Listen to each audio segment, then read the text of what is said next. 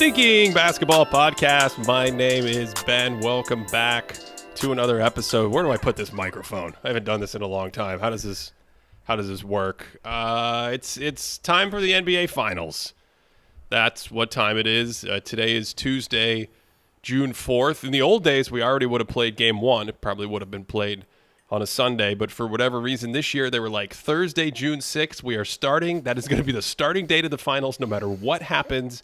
In any other series beforehand, we are starting on Thursday, June 6th. So that's why we've had approximately 36 and a half days off. I don't think Kristaps Porzingis has played a basketball game in like 47 days.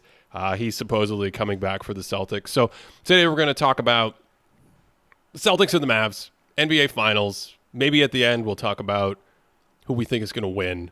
But I'm interested in sizing this series up because from what I know, I avoid the other talking heads and the prognostications. I've not listened to a single preview, but I've seen a lot of polling activity that I want to talk about. I've seen a lot of rumblings and the text messages from people I know, and everybody is saying Dallas, Dallas, Dallas, Dallas is going to win.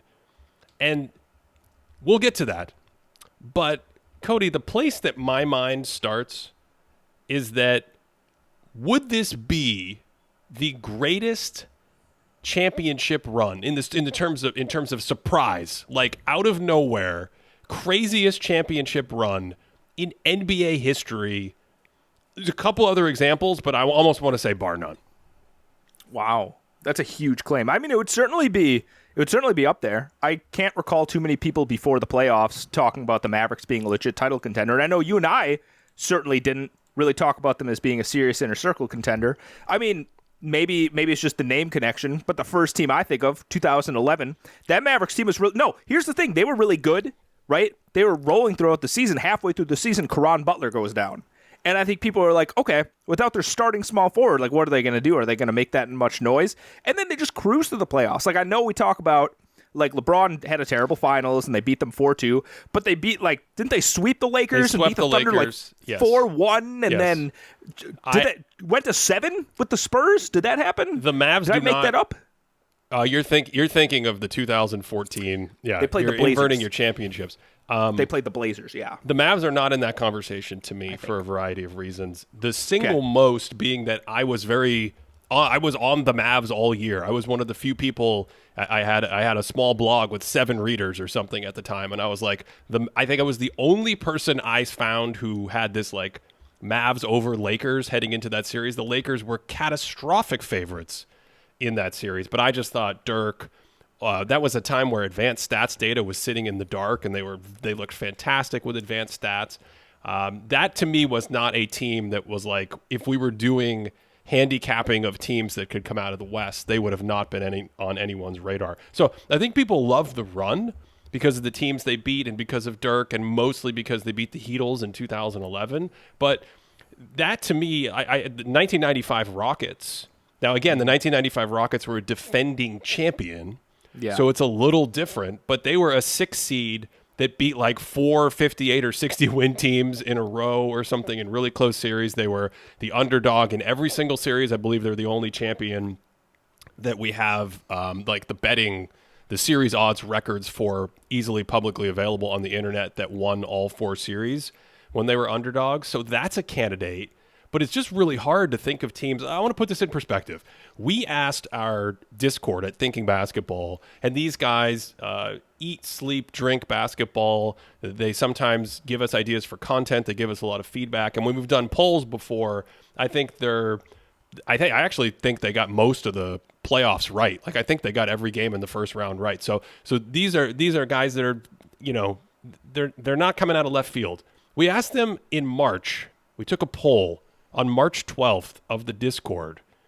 Rank your championship contenders. The Nuggets and the Celtics dominated that poll. I think we may have mentioned it on the pod that week. The Mavericks were 13th. No one picked them to win the title or had them as an inner circle championship contender. The Heat, Knicks, Lakers, 76ers, Cavs, Suns, Timberwolves, Bucks, Thunder, Clippers, Celtics, and Nuggets all were ahead of them. I cannot remember another time, Cody, with a team, and we'll talk about what they've done post-trade deadline, because I think it's important to contextualize to kind of size up the quality of these two teams in the finals, but I cannot easily remember a team that if they were to win a championship would have done it coming that far out of left field that late in the game. One of our favorite teams to bring up all the time, the sexy pick all the time, the 2004 Pistons, because they also benefited from a mid-season trade with getting Rasheed Wallace. I think it's interesting to talk about some of the great mid-season trades. You know, you can go back to the late 80s Pistons getting Mark Aguirre for Adrian Dantley, right? You got, obviously, Rasheed Wallace going to the Pistons. There's a good amount of them. And I don't think this one... Yes. A lot of Pistons. I don't think this one quite ranks that high, but it certainly has turned the tide of the fate for the Mavericks. So, I don't know. I guess I don't know what the betting markets were saying for the Pistons on each one of those series. Well, that's a great call. The difference with the Pistons is they had made the Eastern Conference Finals. And so with them, it was kind of more of like a couple things in the... Yes, you're wagging your finger, yes. I know they missed the playoffs last year, but the Mavericks are 2 years removed from making the Western Conference Finals. So I know the Pistons had more recent success, but the Mavericks, it's not like this is coming completely from the dark. This is a team and a player that was able to make it that far. Of course, that was before Kyrie. Of course, that was before Gafford and Washington and all of that kind of stuff. But they had seen some success in the playoffs prior to this season. Well, I don't think anybody's surprised that they were able to win playoff series, but I think there is a difference, as I've said many times before, between being able to beat certain early round teams and being able to consistently play with the heavyweights, and that's something that they've been able to do. And now they're here in the finals, and we'll get to it, but I would certainly say they are not a massive... This is not 2001 Lakers versus 76ers kind of situation. So were we just talking about? The Pistons. The 2004 Pistons, it was like two things that I think were in the zeitgeist at the time. One, this is a defensive team, and so, yeah, they've had some success, but how seriously should we really take them? They're playing, they don't have the quote-unquote best player in the series. Oh, boy, are we going to talk about that, the quote-unquote best player in the series as a rubric for winning. And then the other thing is the East was kind of weaker during that point in time, so the heavyweights were out in the West. So it's like I don't think anyone was shocked that Detroit made it through to the NBA Finals and was able to defeat New Jersey. The Nets, back when they were in East Rutherford, New Jersey, had made the finals 2 years in a row in 2002 and 2003 with Jason Kidd. So I don't think anyone was like too surprised about that. It really came down to the series against the Lakers and the basketball community at the time just being completely oblivious to how good Detroit was once they acquired Rasheed Wallace at the trade deadline. The difference here is we're not oblivious to it.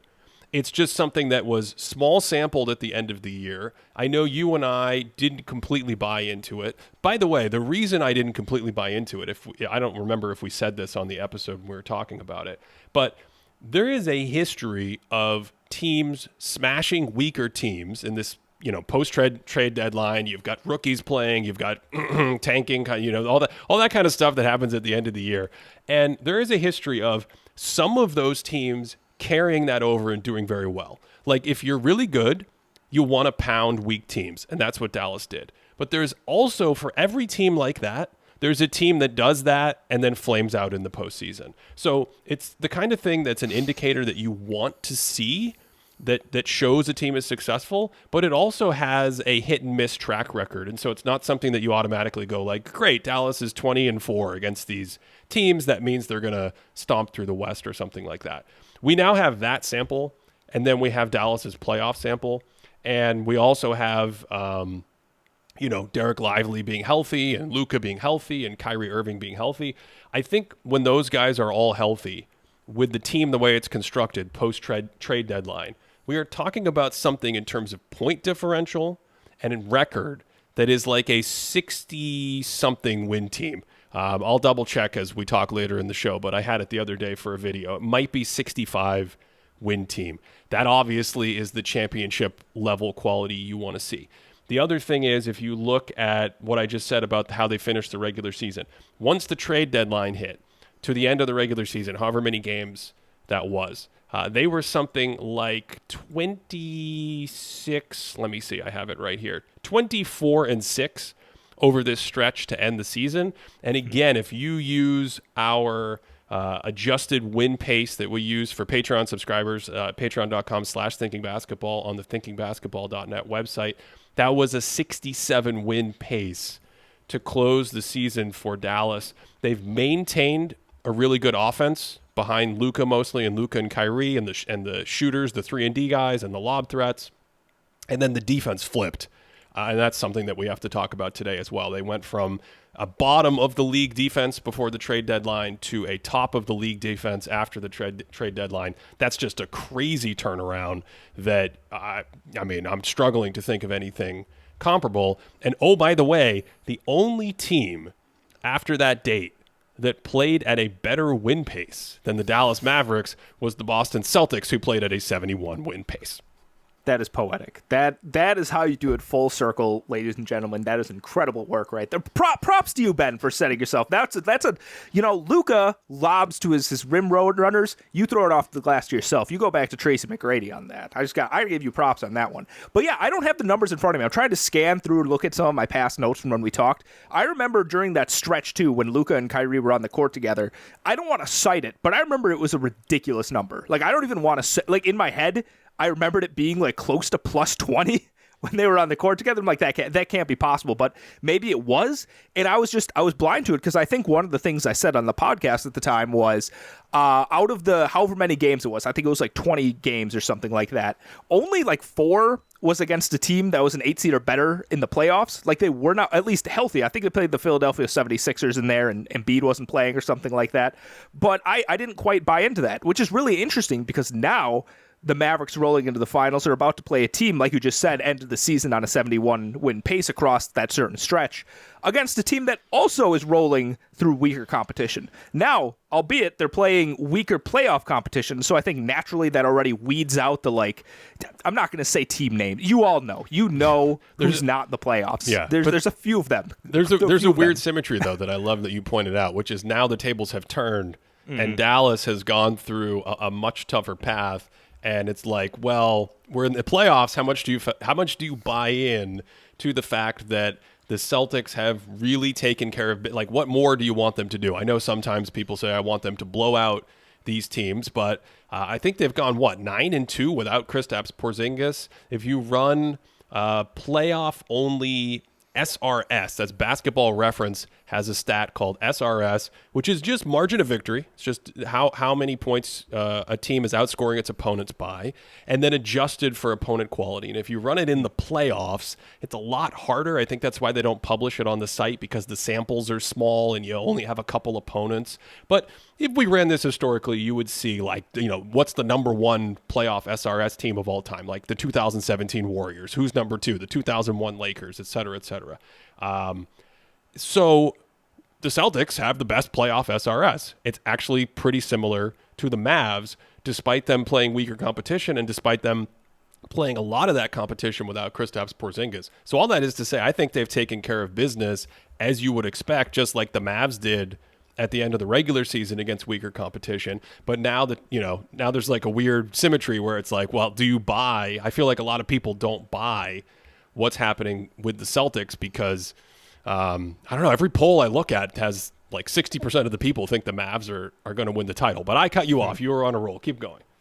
I don't quite remember what I was saying with that, but like you were saying, I wouldn't say I'm not concerned. I think I said this exact same thing before. I'm not concerned that the Celtics have been playing down to their competition, but I also feel like their team, I don't want to say I'm going to hopefully save that line for later because I think it goes more into a prediction sort of thing. So I'm going to save that particular line.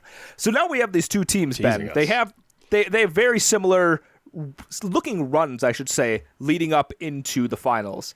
So what are you thinking? Game 1 happens on Thursday. 10 days, Ben. 10 days since an NBA game. Just absolutely ridiculous. People have lost their mind talking about other basketball that's going on. But 10 days without the NBA is just way too long. The series should have started on Sunday, like you were saying, but that's whatever. We've had a long time to think about it. It was like the 2020 draft sort of thing going on. Where do you start, though? Like, when you're breaking down this series, where does your mind go first when you're thinking about it? Well, normally I do when one team, when the Celtics are on offense and the Mavs are on defense, and then when the Mavs are on offense, attacking the Celtics defense. And we can certainly get into that. But even in this series, just right away for me, Cody, I think I mentioned this last episode, I feel like Boston is a really tough matchup for Dallas. The style makes the fight. And so, especially in the West, where we just saw like just some crazy different styles matching up, Dallas, OKC, Denver, Minnesota, the way Minnesota defended Denver, the way OKC defended Dallas, just like daring the three-point shooters to shoot, shrinking the floor. Minnesota's got this crazy thing with the double bigs where they're going to roam Gobert and try to attack, try to take advantage of the fact that Aaron Gordon's a non-shooter. And then we get to the conference finals, and it's like a totally different matchup for both of those teams than what we just saw. And how that influences our perception of the teams. My assumption is that there is a little bit of anti-Boston. There's a little bit of Luka mania because he's such an exciting, dynamic player. And there's a little bit of recency bias with like, now, wait a second. If Minnesota did that to the Denver defense and then Dallas did that to the Minnesota defense, why should I be really concerned? How is Boston going to slow down Luka? And when I say it's a tough matchup, I say it applies to both sides of the ball. But starting with defense to answer that question, the Celtics organically will put Kristaps Porzingis on someone like Derrick Jones Jr. as a roamer and have him roam around and clog up the paint while simultaneously switching a lot of 1 through 4 actions. And so what that means is if Tatum, and I think I mentioned this last time, if Tatum is guarding Derek Lively and he comes up to set that screen for Luka and we go into our Luka Doncic pick and roll, 1-5 mania pick and roll, it's not going to look the same. In a sense, it's kind of similar to what OKC was trying to do. And I think we've lost, or I don't know, I shouldn't speak for anyone else, but it feels like the difference in the matchups and how it influences especially these closely contested playoff tournaments. And I think there's a lot of parity in the NBA right now, and we're seeing this season more than ever. I think we're losing the perspective on, okay, Luka, I think the Dallas offensive rating, I can't remember the raw number. I have the luck of the adjusted shooting, normalizing the three-point shooting number. I think it was like 122 in the last series. The series before against OKC, it was 111. Because PJ Washington and Derrick Jones Jr. shot out of their minds. We're gonna come back to that later because I think that's a key in this series. But like we forget, he had this series against Minnesota. Let's say 120 something offensive rating, carving them up, 30 something points per game, positive efficiency, all this stuff. The series before, he was like 22 points per 75, negative efficiency, 111 offensive rating because it was a totally different way to defend them. And I think Boston, to me, fits more into the way OKC defends them, and that's just Boston's base defense. So they don't have to do anything fancy. I'm assuming they're going to come out and start in these matchups right away in game one. And anytime I handicap a series or think about a series, like the opening footing advantage that a team has isn't the end-all, be-all. They'll come back in game two and they'll make adjustments and stuff like that. But I don't know, more than half the time, it's a pretty good indicator that a team has higher footing. A team has a larger margin of error against its opponent. And so right away, I'm just like looking to see how different that Dallas offense is. In the OKC series, remember, Cody, because of the way the Thunder defended it, they moved away from the Luka Lively Gafford Lob City pick and roll. You just didn't see it as much because of how they defended it. It became a series about the role players making threes. And I wonder if that's something we're going to see right away for the Celtics defensively in terms of how they match up.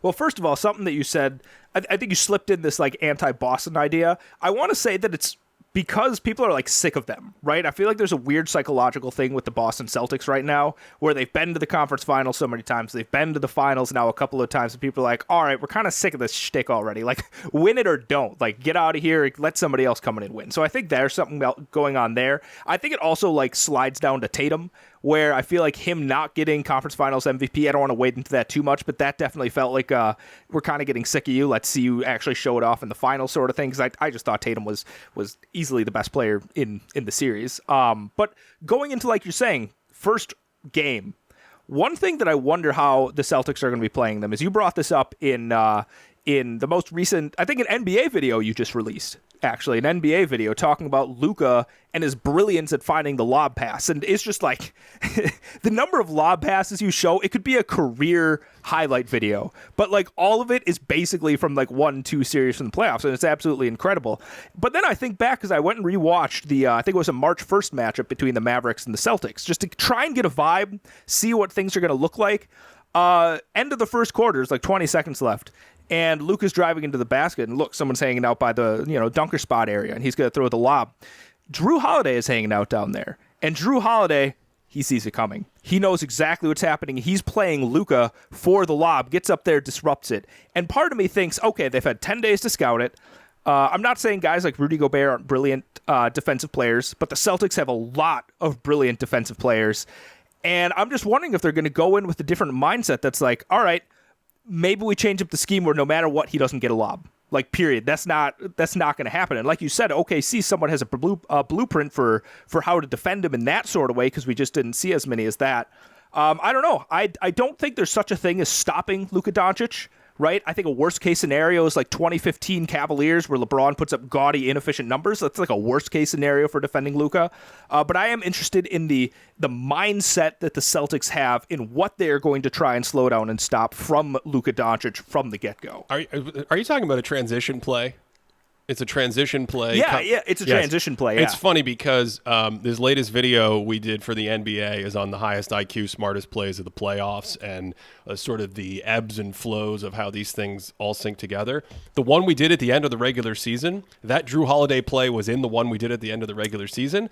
Not, I think, necessarily because of a like team-specific scout, but because Drew Holiday's been around forever, and he knows, he's like, he moves toward Luka as he's coming down the paint, and he goes, oh, I think you're going to try to lob this. And what Cody left out is he doesn't retreat to play the lob or do anything like we've seen Rudy Gobert do or whatever. He literally jumps with his left hand and takes the lob pass out of the air. Like, he anticipates the lob coming over his head. He and Derek White have just been unbelievable. We haven't talked about this, which is so ironic because everyone knows Cody Bingo involves Drew Holiday. There's a playoff Drew thing with his intensity that is very real, where in the back, I think we talked about this, where it's like he's older, and in the back of my head, I'm like, oh, well, I'm not super confident that he can just dial it up again in the playoffs, but especially going back over some of the Celtics tape on this gap that we've had between the conference finals and the finals, I'm like, oh, this dude looked like 2022 Drew Holiday. He's just out, or 2021 Drew Holiday when they won the title. He's a little bit older. It's not quite the same, but the intensity and the IQ of some of these guys, I think it's very interesting. But to your point, I don't really think you stop a player like Luka Doncic. Mm-hmm. And I don't really think you necessarily stop the offense around him the way it's constructed. I think what you try to do is slow it down. And then a potentially huge pivot point of this series. You know, everyone likes to talk about X factors when they handicap sports events and things like that. But in this case, it's 2024. Shooting luck, shooting open threes is a thing. Shooting luck is a thing. Whether you make the shots, like I think if you're the Mavs, or if you're the Celtics and whoever, if you're me and you, we'll all do it together. If PJ Washington makes 45% of his threes in the finals, and Derek Jones Jr. makes 40% of his threes in the finals, and Luka makes all those tough shots, I think you kind of just tip your cap and you wheel out the trophy for him. I think you put it on the table and you say, you guys deserve this trophy. Like, congratulations. It's not easy to do that consistently in the NBA playoffs. And they've been able to do it enough, especially in the OKC series, where they had enough of that quote-unquote shooting luck to tilt a very close series. But it's like, if you ask the role players to make those shots and they're not good enough to do it, then I think it's something where the media or analysts, we might fall into the trap of saying, like, we quote-unquote stopped the Dallas offense. But I just don't really think you do it. I think you have to live with those guys taking their shots. You hope they make, if you're the defense, you hope they make the 33% or 35% that they're supposed to make. And sometimes they'll make 20% in a series, and you go, oh, they stopped them. They had a 100 offensive rating. And that's kind of what happened to the Nuggets to some degree at the end of their series against Minnesota.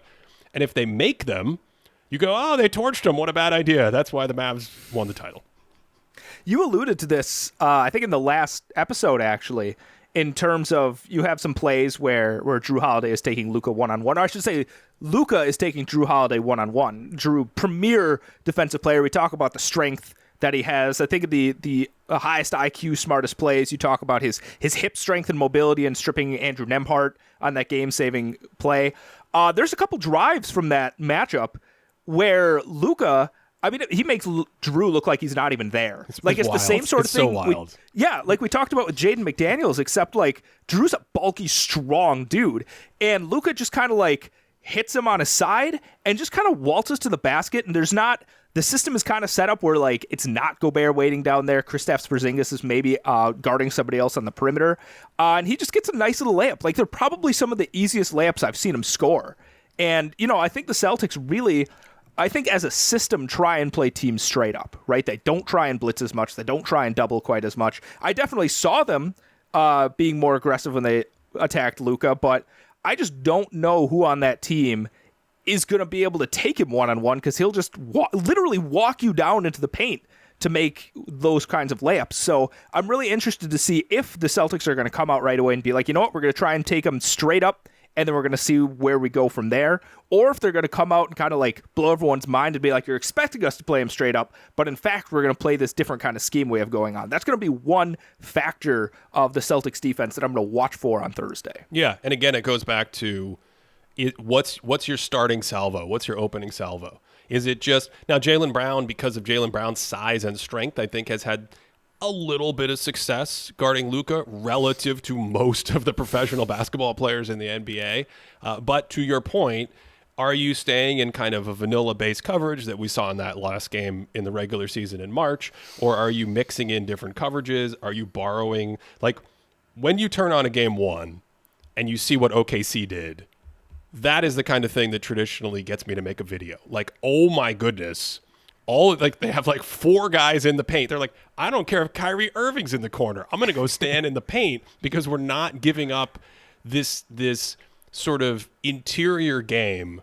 I want a term for this, because I think by the time is all said and done and you hang his jersey in the rafters and all that, there's going to be some specific term, as long as they allow the rules to maintain the way they are with screen setting and with using sort of quote unquote jail, putting your opponent in jail. The way Luka jumps in front of his guy and holds him on his hip.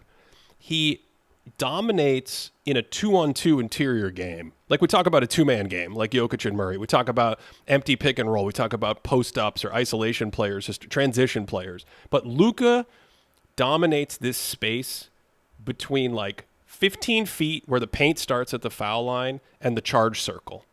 And he does it in like slow motion, and he does it with his size and his width and his ball handling. And especially in the video on the NBA channel that Cody alluded to, like the micro reflexes, I was going to say micro reflexology, but I think that's a different thing. That's a totally different thing. The sort of the reflexes that he has with the ball when he decides to shoot or pass to his partner in that dance, that is like not only very special, but I think that's the sort of defining like offensive thing that separates him from other great offensive players. I can't remember anyone else being that good at that thing. And that, I think, is what basically OKC saw in the film. And they're just like, nope, something else, please. I would not have an order of that. I think the one that stands out to me, Gobert he guesses right? It's like a goalie trying to stop a PK, right? Like at a certain point, you just have to pick a side and hope that they're shooting that way. And Gobert picks. He's like, all right, Luka's about to shoot this. Goes up there, and Luka's like, actually mid-shot, I'm going to throw it like behind my head for a little unbelievable stuff. Like truly just a brilliant run that this guy is on right now. Okay, so that's one side of the ball. The other side of the ball, again, when you look at the way they play in sort of a base matchup sense, I think this is very good for Boston and different than what Dallas has seen. Because if I were to describe the Boston offense, now the Boston offense gets a lot of flack, and we have to talk about this in the second part of the show because it gets a lot of flack, Cody, but people are like, who had the best offense in the NBA? Who had the highest offensive rating of all time? I'm just looking at some home away splits I have on one of my boards here in the background. Because I think it was on their podcast, JJ and LeBron. I think LeBron said Boston struggles at home, and I was like, struggles at home. Boston was 37-4 at home this year. This is interesting to me. Dallas, now this has full season data, so you have half the bad Mavs, half the good Mavs, and we got to get back to that and finish that part of the story because the transformation's been incredible. But Dallas on the road, okay, we might say they're a solid road team. They have a positive point differential on the road. That's really nice. The Celtics at home, they have a plus 15 net rating at home. Cody, do you want to know what their offensive rating is at home this season during the regular season? Well, I know their team level on the season was like a 122. So if it's plus 15, I would say, does it like a 125? It is 125. Their offensive rating at home. So there's this weird disconnect where I feel like a lot of the nerdier media are very down on the Boston offense.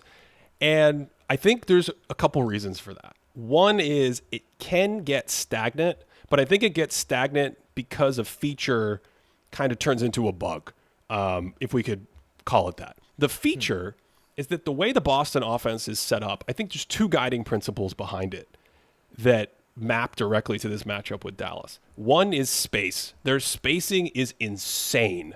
That's why you see a lot of the 5 out.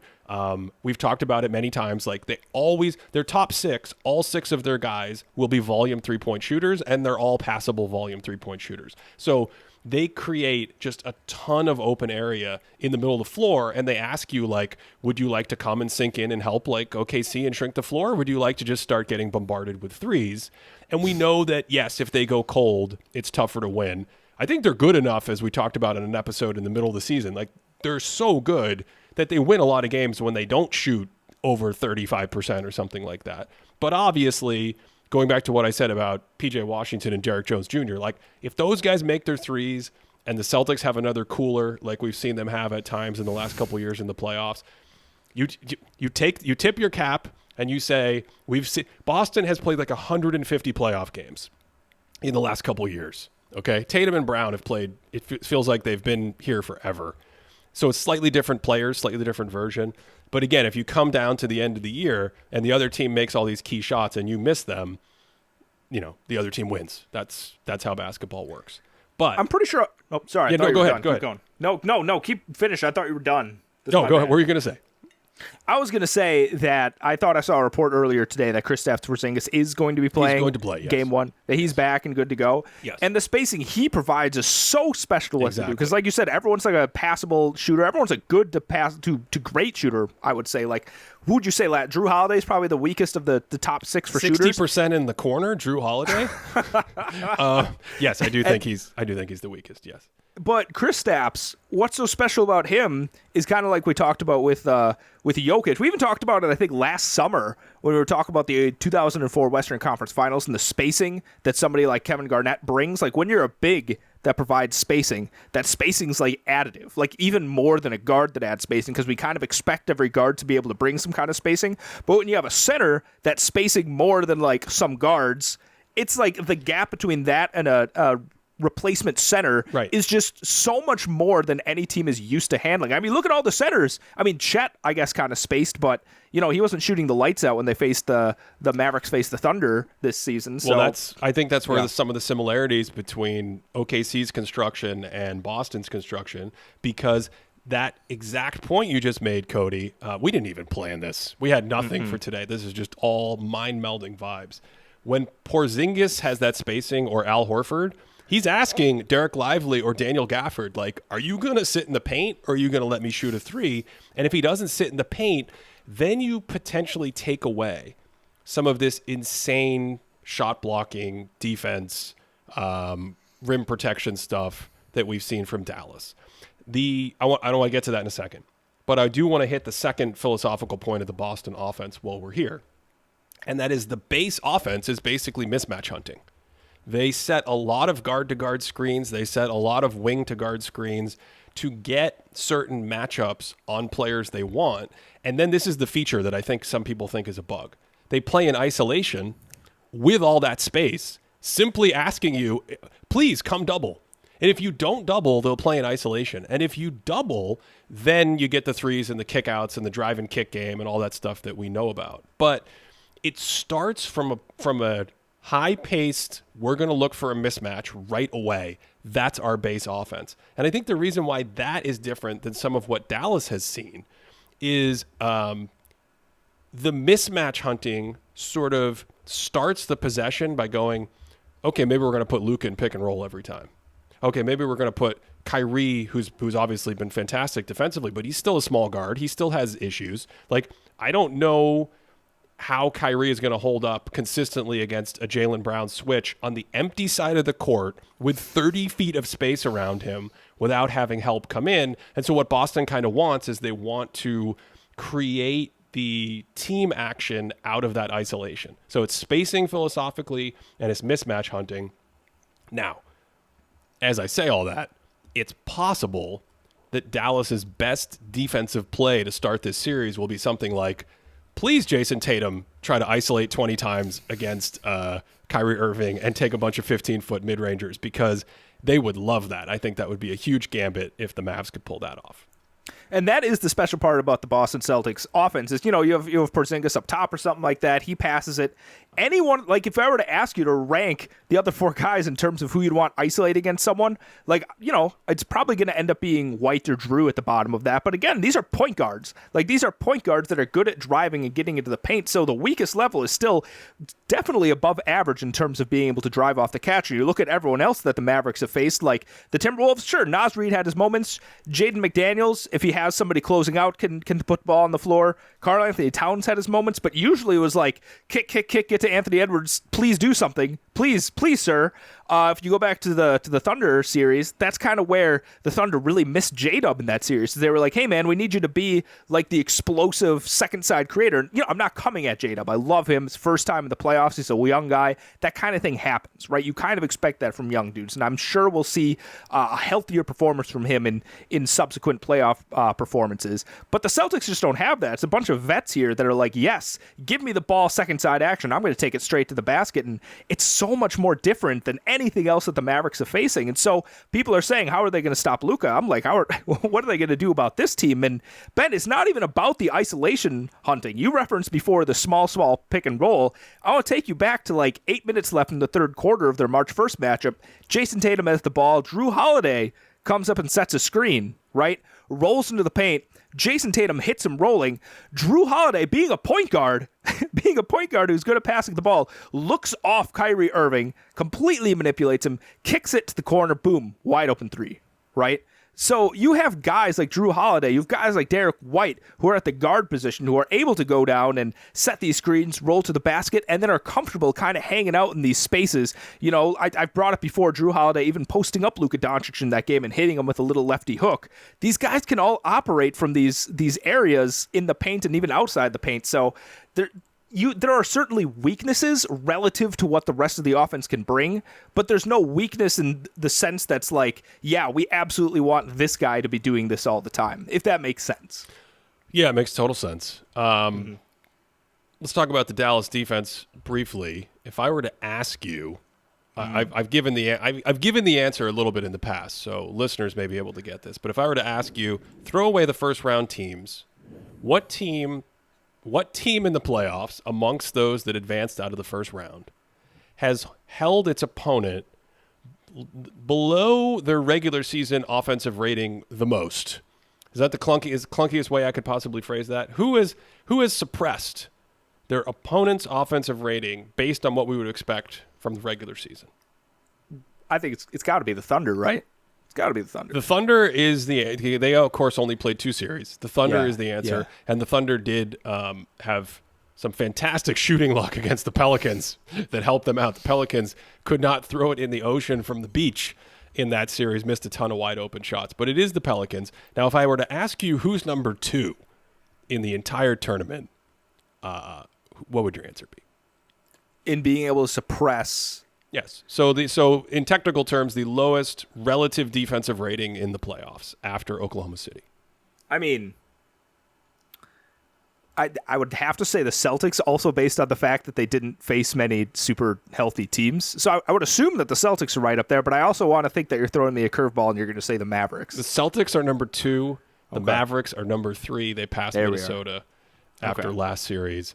We've talked about the rim protection numbers with them. We've talked about Gafford and Lively. There is a ton of small things that felt like they changed in the Mavericks defense to have this turnaround mid-season. Luka Doncic playing better defense. Kyrie Irving starting to play better defense that has really taken off in the playoffs.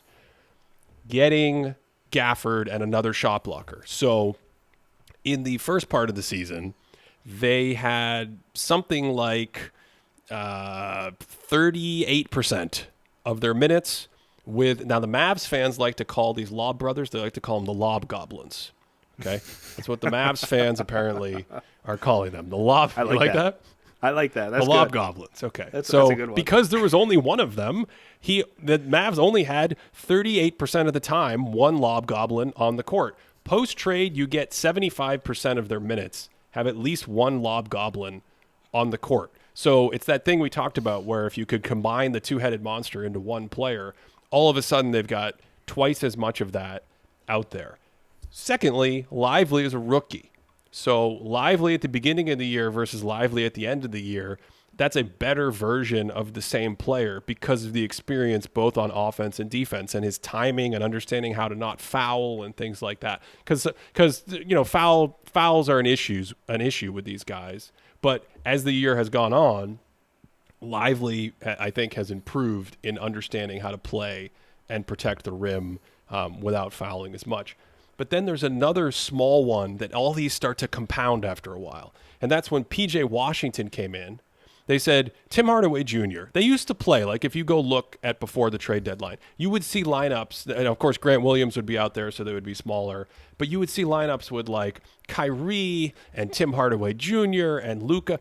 What has now happened is you replace a smaller guard like Tim Hardaway Jr. with P.J. Washington, who's like, very long and much bigger. Then you say, Derek Jones Jr., we're going to increase your minutes. You're going to become a 30-minute per game player. You're not going to be a 15 or 20-minute per game player, whatever it was. And the end result, I think, is something like better buy-in, which means tighter scheme and communication around much better rim protection all the time, around much better length, which means fewer holes and smaller matchups to pick on. And you add all of that together, a bigger team, a much bigger, more defensively oriented roster that's out on the court. And you add all that together and it's like, yeah, Luka and that structure around him, that's enough to keep the offense in a similar place. And it's just completely done a 180 with the defense. Like, I'm having a hard time remembering. I guess in the offseason we could run some numbers and look it up. But that gets back to like, okay, how much can they stop Boston? Because that defense has been huge for them, both at the end of the regular season and especially in this playoff run. Oh, I think they were probably better defensively early in the season than the Mavericks were, but it's somewhat like the adjustment the Celtics made before their 2022 finals run, where all of a sudden they became like Rob Williams, weak side, help, everyone going out, and they just lock it down. Like, that's a huge shift that we saw recently midway through the season because, if you had polled people the first half of the 22 season, no one's picking the Celtics to go to the finals. So, interestingly, again, we have another full circle thing where we have this fun Mavericks-Celtics connection here. That's such a great call. And yes, I think their starting point was not like the 27th ranked defense in the league or whatever it was when they all played. But, yeah. Changing your defensive personnel, getting an extra shot blocker, all that stuff will do it. So, okay, we've talked a little bit about the way the teams like to attack, about why the series might be different, about the base matchups, but base matchups don't necessarily mean diddly squat. You still have to go out and play basketball. And, by the second half of game one team might have figured out something that works really well that they can prod and poke at. So, a lot to be determined.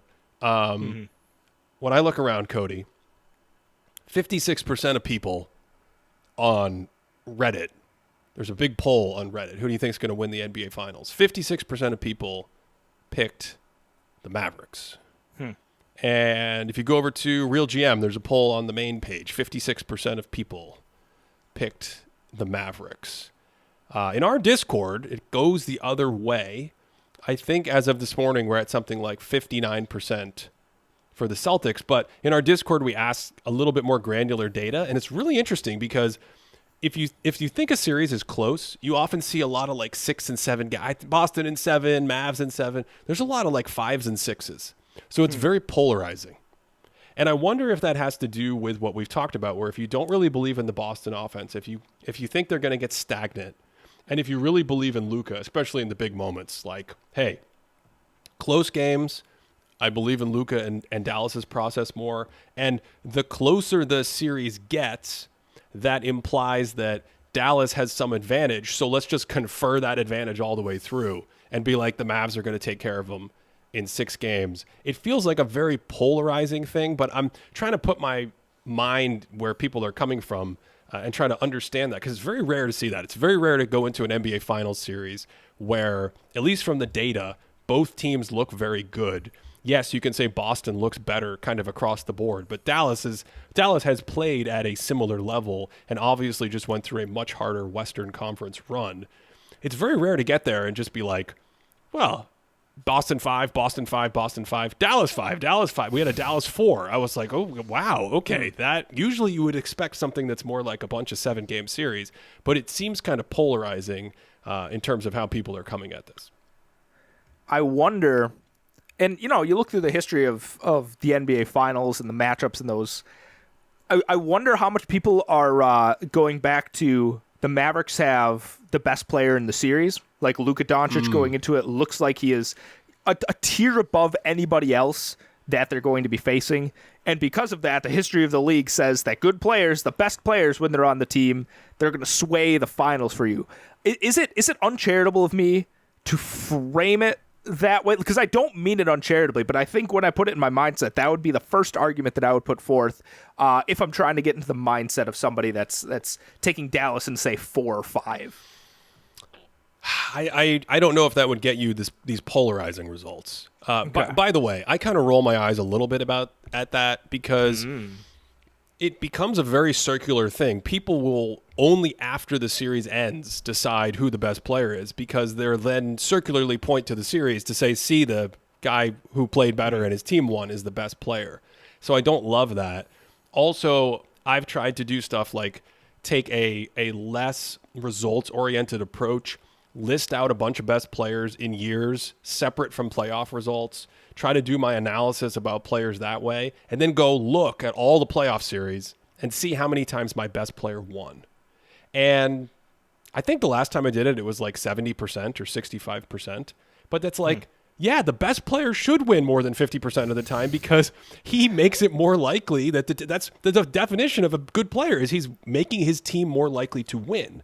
So I think for a really superficial shorthand rubric, it's okay. I mean, if we could move basketball prognostication accurately from like 50 to 65%, I mean, that's fine. That's all well and dandy.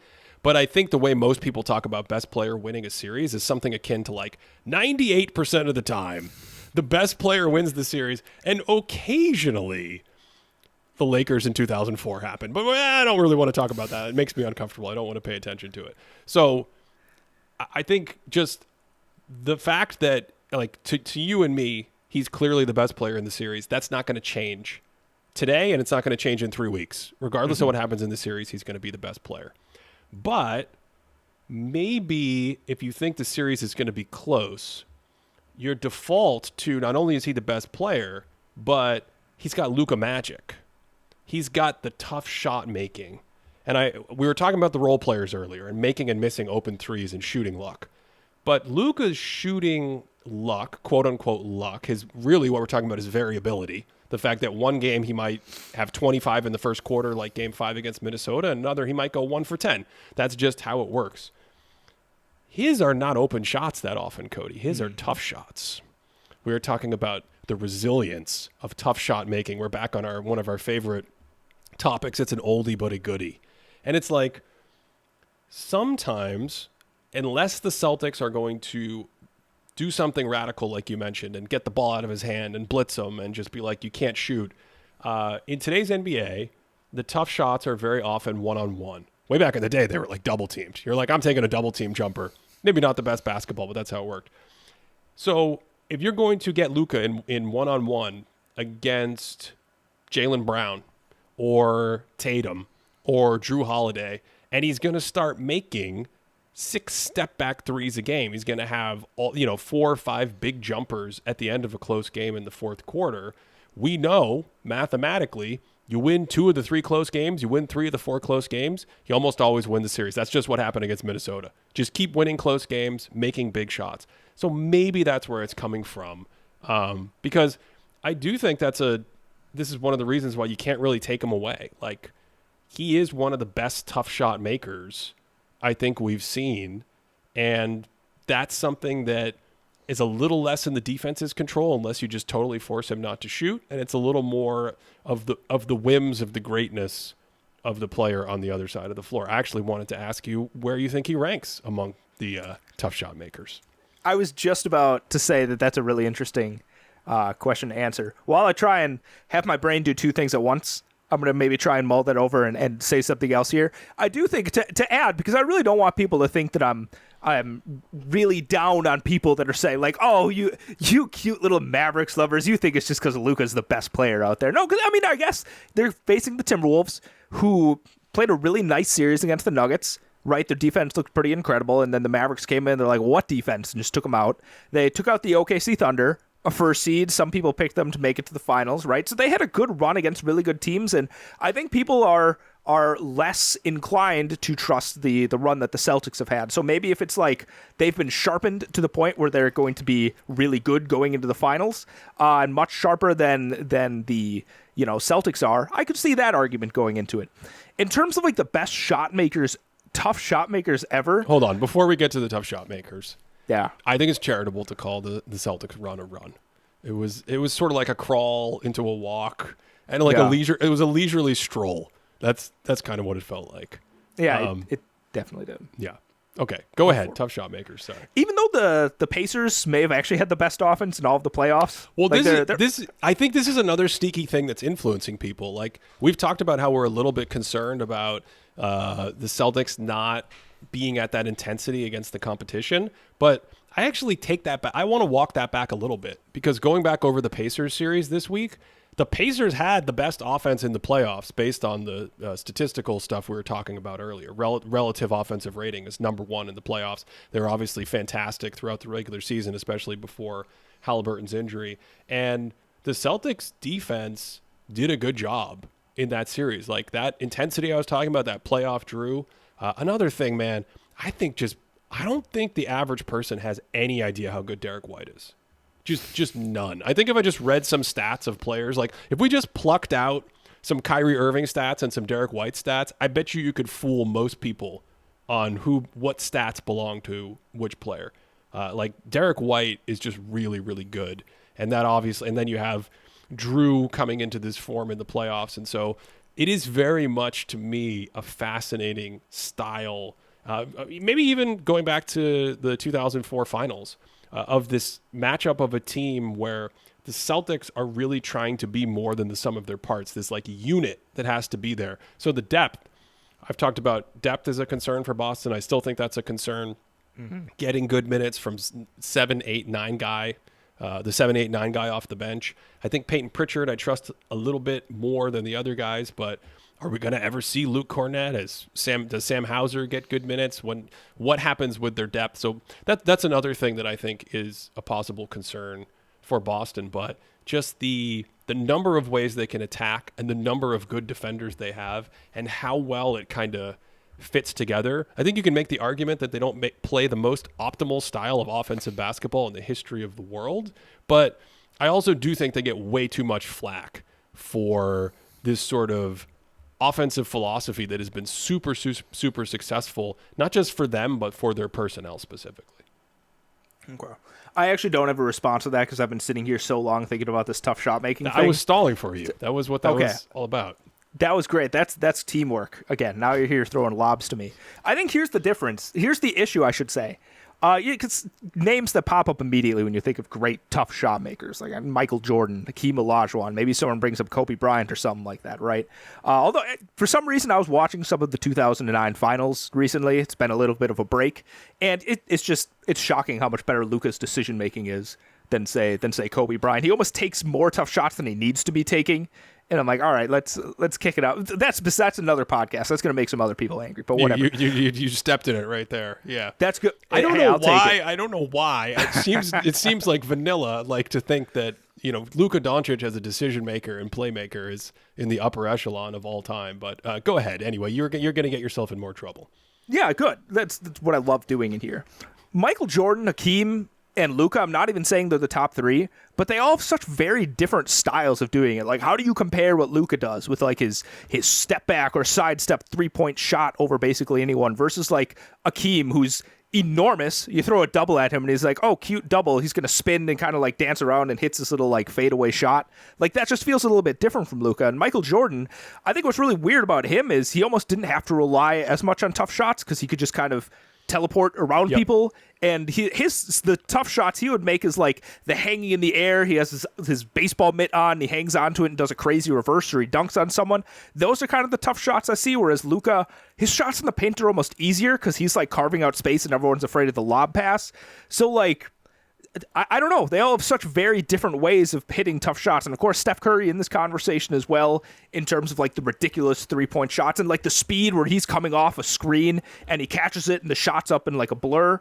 I don't know how you differentiate all of those different kinds of tough shot making. I guess that's where I'm going to sit. I would really need to ponder it for a while, but I would say that there's like different kinds of tough shot making. Whatever Luka is, he's the top of the kinds of shots he likes to take. So yeah, this clearly we're going to need to punt this and come back to it and give it a lot more attention and treatment to do it any kind of reasonable justice. But I think the takeaway here for me is that you're saying, at least at a quick glance, just trying to think about it on the fly, he's in that upper echelon of sort of all-time great tough shot makers.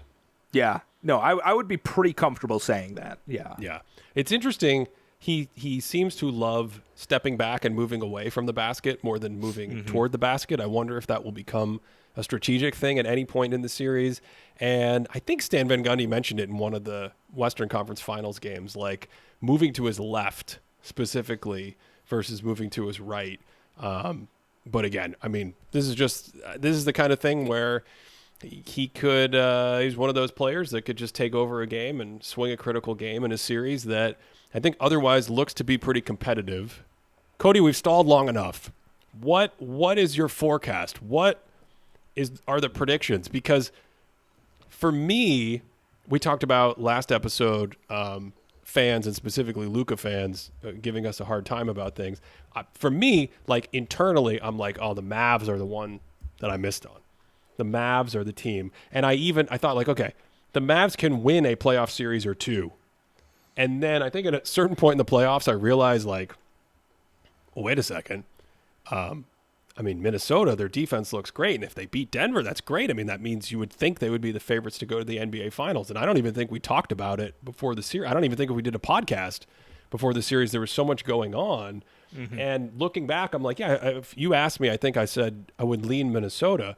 But at a certain point in like the middle of the playoffs, I was like, well, wait a second. If Dallas can beat OKC in a close series, then you actually think about the matchup. That was the one thing about that series. I thought Dallas matched up very well with Minnesota, and their regular season games are very competitive.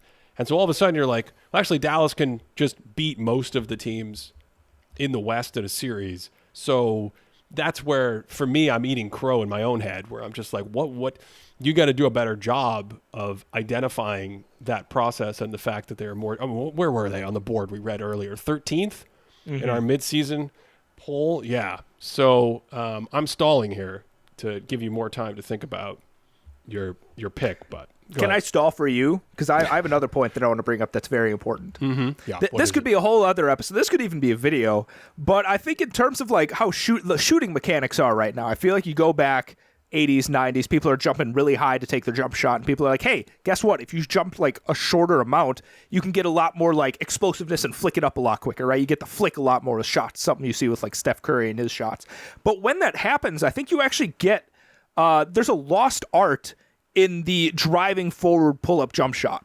Right? The like Michael Jordan being able to drive forward and he stops on a dime and he hangs in the air because he gets like the hang time. He's able to like center himself and shoot. I think Chauncey Billups was pretty incredible when I think about it, driving forward and being able to like pull up and immediately shoot that. You don't see that quite as much anymore because people's jump shots are so much quicker. And I think getting into that like quick jump shot, it's a lot easier to do it stepping back or going to the side because you can kind of get your stance a little bit more solidly.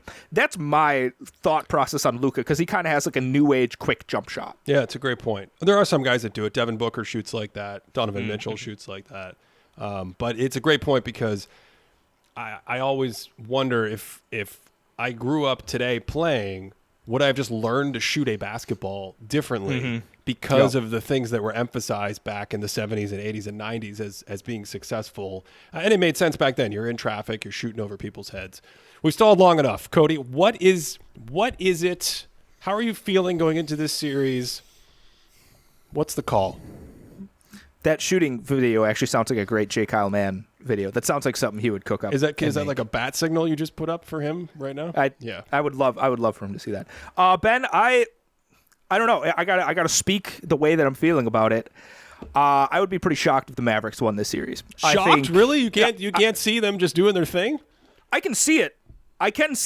But I think we play this series multiple times. I feel most comfortable saying Celtics in 6, just because I feel like the Celtics, the way that they play, something goes wrong, it bogs down with the offense, they lose a game that way. Then, of course, you have to give, Luka has an unstoppable game, Derek Jones Jr., PJ Washington don't miss. And then I guess you could even gift them like another crazy shooting game, another 50-point game for Luka. So you could pretty easily see it going 7. 50-point game, yeah. But I don't know. I just feel like I'm going back and watching this Boston offense, and while everyone's talking about, I don't know how they're going to stop the Mavericks, I keep coming back to, I don't know how the Mavericks are going to stop like this constant flowing thing. All contingent upon Kristaps Porzingis being healthy through the whole series, which I'm going to assume is going to be the case, just because he is healthy going into it. So, of course, I would adjust if I saw something different, and if Al Horford had to go out there and play 40 minutes a night instead, or if Xavier Tillman was getting 20 minutes a night. But as of right now, at full health, I'm going Celtics 6. Yeah, I think I'm with you, but I'm more open to just the higher probability of the Mavs sort of victory windows. I'll be very interested to see if they can kind of get the Celtics offense into more gummy isolation. Gummy is sticky. It's not, because a lot of Boston's isolation isn't just, hey, we're going to isolate. As we said earlier, it's a specific mismatch that they're hunting in space. If it's one of their big guys, or Drew Holiday bodying people, or Kristaps Porzingis on a switch, then they go to the post, and those are much higher percentage shots. So Tatum, Brown, Drew, KP, those are all guys that get that in the post. So it's like, I think Boston has a matchup advantage here. I really like the matchup for Boston, and I'm kind of defaulting to that. But I think the Mavs' pathways to victories are some combination of like induce Boston into some gunkier offense for stretches / Boston gets cold / the Mavs outshoot them, which is not the greatest place to be. Like, that's why from a prognosticating standpoint, if you're like, the team I think needs to have better shooting luck to win, that team to me is the underdog, and that's Dallas. But I would not say I'd be shocked at all if the Mavs won the series. So yeah, I'm kind of with you. I have an interesting question though. How do you feel about Celtics in 7 as a pick? Like, if it got to a 7th game, how would you feel thinking about some of the things that could get a series typically to 3-3? Well, I guess it would depend if Jason Tatum hurts his ankle in the first let's say 20 seconds. Let's say everyone's healthy. Yeah. Wow. I honestly don't know. I honestly don't know. I would need to see the rest of the series before I say it. But here, let me say one more thing, because I don't want what I said to come off as like really like I'm just kind of tossing out a pick and I'm like, I'm going to be crazy and say that the Mavericks have no chance. I'm not saying the Mavericks don't have a chance. But where I'm coming from is that I've been on this idea that the Celtics are just so good this series. I wouldn't be surprised if they win the championship. This season. What did I say? Yeah. You said this series. Yes. Yeah, but this season, right? You have been on this track for a long time. You thought they might go undefeated in the East. You said at some point that, will we just get to the end of the finals and just feel silly that we didn't acknowledge Boston as just a tier above everyone else. Yeah, that's exactly where I am right now. And the fact that I'm saying it could go 6 is more or less just me saying that Luka Doncic is like a lot more brilliant than I expected. And that's like, this is a brilliant player that's able to squeeze out 2 wins. Otherwise, I would say, I don't know, I'd be comfortable in 5 games, but I just don't think they can knock out this Mavericks team in 5. So I go to 6. So it's just mostly, I think this Boston team is historically fantastic. Makes sense. Yeah, no, I'm fascinated by the matchup. I'm fascinated by both of these teams because I do think from a historical perspective, this could be a very, very interesting championship team, especially if the Celtics can finish it with a resounding punctuation mark. And then on the other side, I like the matchup, and that kind of gets me in a headspace where I definitely lean Boston. Cody, I think if the Mavs were to do this, we're going to have to come back in 2 weeks or whatever and have an episode about the most unlikely, craziest NBA championships in history. I know the 1975 Golden State Warriors, the Cardiac Kids. I mean, that's one, but that was an era of parity, and maybe that's the one because they were just like a 500-ish team and somehow won a title and upset the Bullets, but that was a totally different era. Maybe we're back in that era. Maybe parity gives you really weird championships. Another one is the 2006 Miami Heat. They weren't a very good team, but they got to Game 7 of the conference finals the year before, so I think they had that track record. They had superstars. They had Dwayne Wade, who was arguably the best player in the league. So this, to me, would be a really, really unique championship if Dallas could pull it off. Yeah, that would be really cool to see. I think narratives are fun and cool. Interesting narratives on one side. Do you no want to one see would get out team? of control at all with the narratives if Dallas were to. Yes.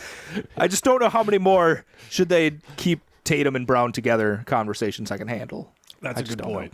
Patreon.com/thinkingbasketball. That's the best way to directly support us. We have our playoff stat board that will update throughout the rest of the finals. We also have, this week, we added our 2024 series by series breakdown with the stats that we like. So we have those through the conference finals as well. Patreon.com/thinkingbasketball. You can check that out there. Otherwise, Cody, enjoy the basketball. Do you have any final parting thoughts in our little sneak something in after the credits here?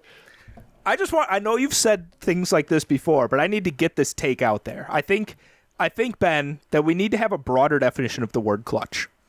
I think we do. Because where I'm coming from is that I think the final game in the Mavs-Timberwolves series, Game 5, Luka comes out, scores 20 in the first quarter. I think that was an incredibly clutch performance from Luka.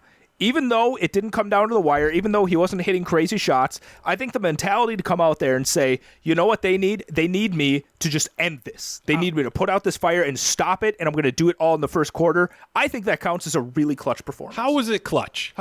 His team was up 3-1. He could have been eating oysters on the beach. They had 3 more losses. That's not clutch. Come on.